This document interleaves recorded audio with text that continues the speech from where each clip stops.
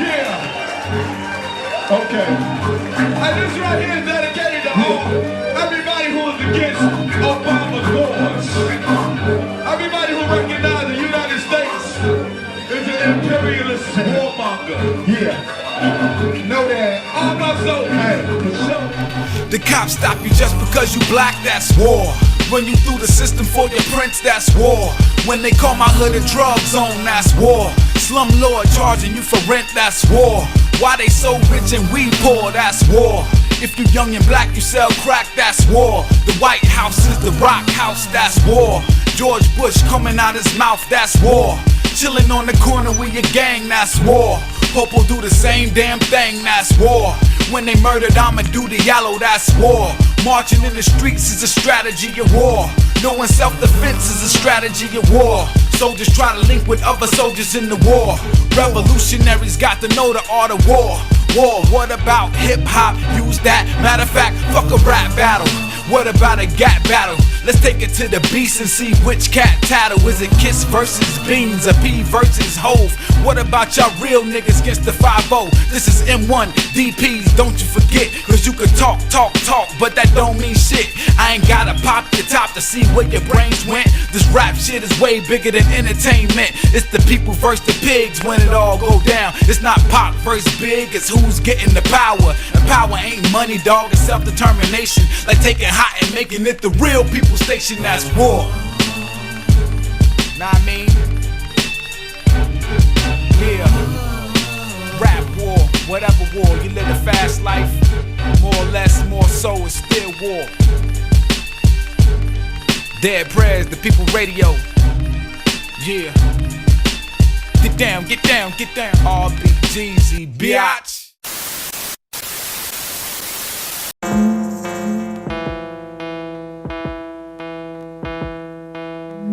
This big stick man right here, RBG's, Gorillas Worldwide. You are now listening to the voice of the underground, you know what I'm saying?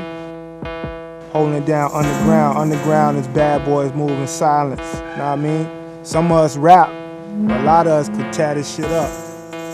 You better catch it while it's real. Watch the police, Dead Prez. Fuck the police, let's get free. Archie's sitting down with M1 from underground political hip-hop duo Dead Prez. M1, thanks so much for joining us today. Thank you. I want to talk to you about the events in Egypt, the poverty of the people that led to these uprisings. Do you think the U.S. political elite should be fearful that something similar could come here? I think the conditions are ripe for there to be uprisings in the same manner, because the same set of conditions that existed in Cairo exist in New York City, exist in Miami, Florida, exist in Los Angeles. You have a ruling class with an abuse of power. I was recently in Cairo, and I was there on a humanitarian aid mission to help the people in Gaza. In order for us to get to Gaza, we had to jump through so much bureaucracy. And we began to understand that not only did Egypt's government, was it controlled by bureaucratic politicians in Egypt, but Israel had a huge stake in making sure that the state of Egypt was the way that it was, maintained. You're saying that's the situation. And that is definitely the situation in the streets. Look at what we have inside the United States. We have young African, black and brown subjects, community colonial subjects being shot down in the street in an obsessive kind of way. 50 shots, 60 shots, laying on our stomach, in our back, as we run or as we walk or flee in retreat from the scene. This is an abuse of power, which is a powder keg upon which we're sitting on. And we've discussed already the jobless rate. We've discussed already the idea that there's a crisis even in the ideology of America and who will be the next to lead. So there is a competition about that happening as well, and people are charged. People are charged and are waiting to jump into action. I want to switch gears actually a little bit and ask you about the way the United States interacts with other countries. Do you think the U.S. has too much power over other countries or tries to have too much power in really getting in the affairs and the businesses of other nations out there who deserve to make their own decisions? What's your take on this kind of foreign policy exchange that goes on nowadays? Power is he who controls imperialism. The belly of imperialism is born at the birth of capitalism in this country through the enslavement of Africa and its resources, which are still being siphoned out of Africa and into the world today, despite the world media tirade against Africa, portraying it as this third world place to be. This has been the #1 place that people have been siphoning resources from for 500 years. Power comes from the barrel of a gun.